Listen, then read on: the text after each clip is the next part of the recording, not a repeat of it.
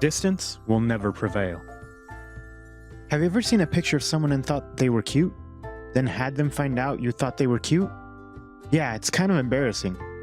My friend, childhood best friend Wilson, lived in a different city. We had been keeping in touch over the years. One day I saw a very cute guy in his story. Wilson is straight. I am gay. And I thought that he was cute. There was something about him that I could not pinpoint, so I told Wilson that his friend was cute.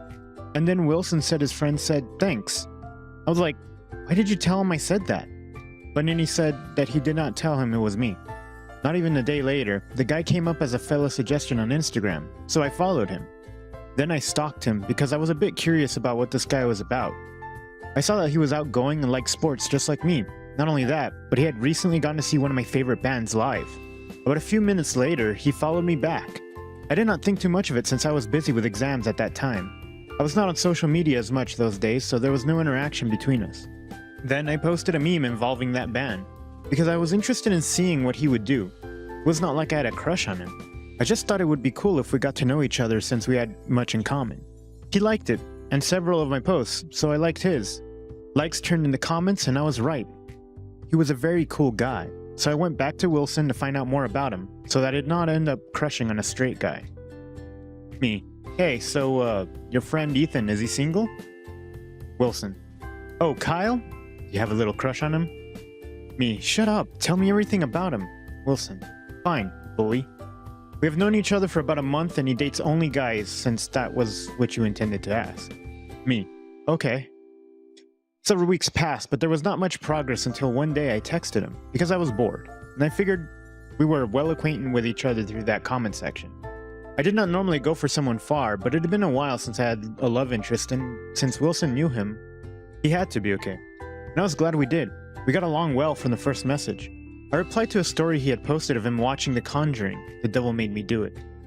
Me. I have been meaning to have a marathon of all the movies. Ethan. Oh, bring snacks. Me. And some holy water. I love horror movies, but sometimes I feel as if those characters will just come out. Ethan. Well, they do. Me. What? Ethan. On Halloween. Me. Sorry, my mind is slow today. Ethan. You're excused. Midterms were hectic. Our conversations continued with us talking about random things and also sharing details about our lives. Just when I thought things were going well, he dropped a bomb on me. Ethan. By the way, is it cool that you think I'm cute? He stared at my phone for a few seconds without saying anything. Busted. But I was going to play innocent until the very end. Me. I don't recall saying that. He then sent the pic I complimented him on, tossed my phone away from me and screamed into a pillow. I was feeling so embarrassed and I could not help cringing. It took me a while to recover, but when I did, I saw that he had sent a voice note saying, "I think it's cute that you think I'm cute. I do not get called cute that often, so that is very sweet of you to say. I knew as soon as you followed me that it was you, when you called me cute. I was with Wilson and I saw your name. I put two and two together and you followed me and you had tagged him in some of your posts." He chuckled. I felt myself screaming again, but this time I was laughing. I could not believe that he had caught me. Talk about being subtle. On the other hand, his voice was so nice, very warm. We texted back and forth, laughing about the situation. Then, because I was curious, I asked him what he thought when he saw me. I swear I was not fishing for compliments. Maybe I was. Ethan, I thought you were cute. And cue the screaming. I could not help it. I was dramatic. It's just my nature to express how I feel when I feel it. So then we started talking every single day. Every morning. I would find a good morning text waiting for me without fail. He was even sweet enough to ask me how I slept, what I dreamed about, and I liked telling him about my life. He did the same for me. If anything major happened in the other's life, then we would share. After we'd been talking for about a month, I asked him to FaceTime. I had been meaning to for a while, but I chickened out every time. When I saw him for the first time, I could not help noticing his very cute smile. I giggled for the first 10 minutes of the call, which is what I did when I was nervous, but eventually I managed to calm down and we eased into a proper conversation. The video call was much better than text because it was faster and conversation flowed naturally. And I liked the way he was always tugging at his bangs every once in a while. He swore that it was his most annoying habit, but I did not think so at all. The call went on for a long time, and when our phones did not have power, we both went to the charger. We talked until 4 a.m. in the morning, and I wanted to keep on going for longer, but he was the responsible one who said that it would be best if we got some sleep and continued the next day. I slept to noon on that day. Luckily, I was on holiday at home, so I did not have any classes. Our calls became more frequent and the connection between us deepened. We flirted a lot and came up with inside jokes. It was just so natural with each other. To make up for the distance, we tried to do activities together so that we would feel closer to one another. One night, we decided to watch a movie together while on a call. It was a very beautiful experience, and I did not feel as if he was so far. We got to a romantic scene, and I could not help wishing that it was us who were living through that. After it ended, we were discussing the movie and reliving the funny parts when he said, "Can we talk?"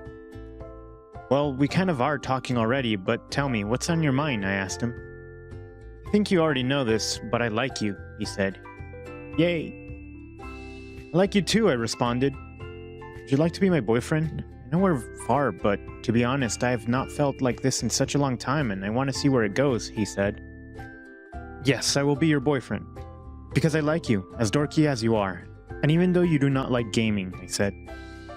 "Maybe you could give me a private lesson," he suggested.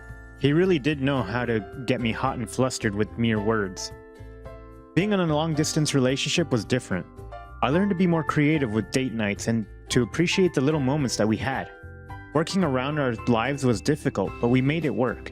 When I told most people, they were surprised that I was in a long-distance relationship. Some were skeptical and warned me to be careful, while others just said that they would never date someone who lived so far away.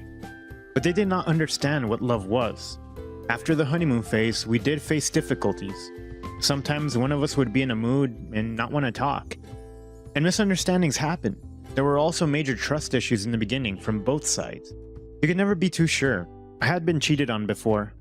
We did break up one time. It was over him going somewhere and not telling me. I really needed him at the time, and I felt like he did not care. When he came back, we had a huge fight and broke up. After a few days of being cold with each other, we reconciled. But we both decided to work on the trust issues. It would be hell to see other couples having fun, while I could not be with him. Both of us were still studying, so it was difficult for us to schedule a time to meet, and he lived several hours away. We dated for about a year before we met each other for the first time, but we found ways to be closer in the meantime. We sent gifts to each other, showed videos of our daily lives, and had date nights. We would dress up, have our own food, and then have a video call on our laptops. It was a good substitute for the real deal. Some nights we would be so tired but would still talk, then fall asleep on the phone. Towards the end of the year, a wonderful opportunity came for me to visit him, and Wilson, who was our #1 supporter, for a week. I'd been saving up and my mom gave me the rest of the cash because she was trying to bribe me for bailing on our holiday plans. She knew how much I wanted to see him, so she went behind my back and organized for us to meet earlier than I thought possible. I was going to be able to spend a week with him. He was staying off campus with a roommate. I counted down the days till I would see him until finally the day of my flight came. Soon, I arrived, and he was waiting for me at the airport. When we hugged, I felt like I was going to explode. So many emotions overcame me at the same time. It felt nice to finally hold him and to see Wilson, who had come with him. We went over to his apartment so I could drop my stuff off. Wilson left, but he was going to meet us for drinks later on. I'd only been dating this guy for a while. Would you believe me if I said that I was shy? "Why do you keep on looking at me turning pink?" he asked, looking like he was about to burst into laughter. "Sorry, I'm just so nervous and happy and excited. Is it healthy to feel so many emotions at the same time?" I giggled once again. "I do not know, but I do know that I want you all to myself for the next few hours," he grinned. I still got butterflies every time he touched me, but I soon calmed down. We put away our phones and just talked, kissed, and cuddled for the next couple of hours. It was like we had magnets pulling us together. We could not keep our hands off each other. And not to mention the tension between us. We could barely hold ourselves and came so close to giving in, but we wanted it to be special. Later that night, we went out with some of our friends who were all happy to see me. Apparently, he had been unable to stop bragging that his boyfriend was coming for days. The night was enjoyable, and afterward we went to his place. His roommate had gone home to family, so it was just us. He was planning on heading home for the week of Christmas after I left. We were both too exhausted to do anything that night, so we fell asleep while cuddling. It was difficult to believe that finally had him and the distance between us was non-existent now. For the rest of the week, we had an adventure. He took me to his favorite outdoor places where we hiked since we love the outdoors. It was very funny when he fell into some mud and started smearing it on me. Then it turned into a mud fight. When we got home, we had a shower together.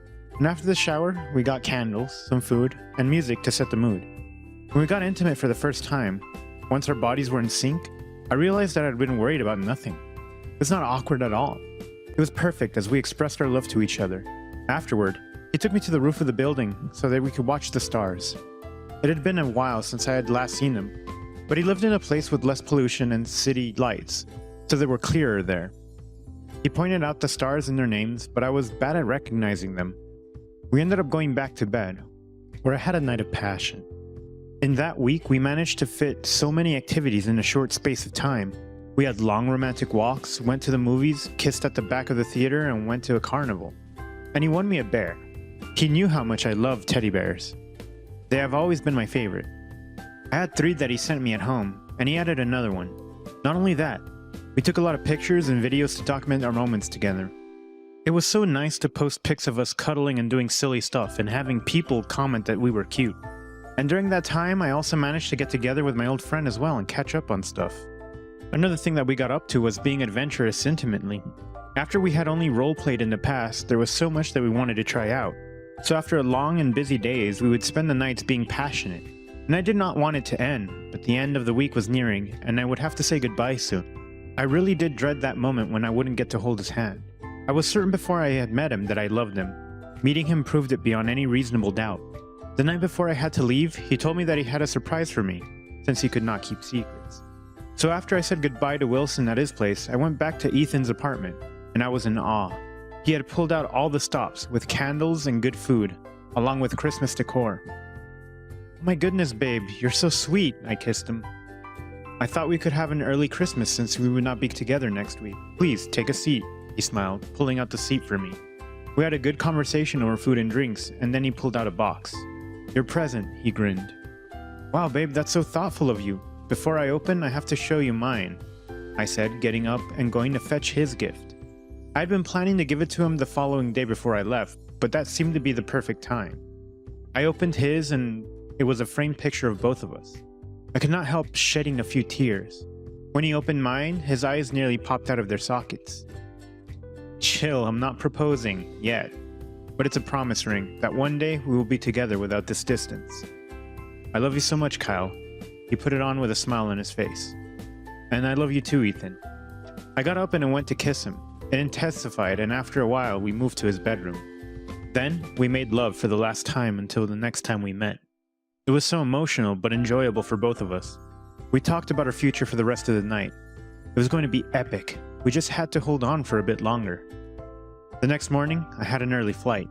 He came with me to the airport, and I did not want to let go of his hand. I was already missing him before the time came for the plane to depart, but it was inevitable. I had to go soon enough. I already miss you. Please take care of yourself, okay? Next time, I'll be coming to see you, he promised as he hugged me for the final time. I cannot wait, my love, I said. It was difficult to leave him there, but I had no choice. To stop myself from being sad, I looked through the photos and videos we had taken, and I felt pure joy. We were going to make it work, no matter how long it was going to take us to be in the same city. The end. Thanks for watching. Consider subscribing to become part of our Rainbow Force, and stay wholesome.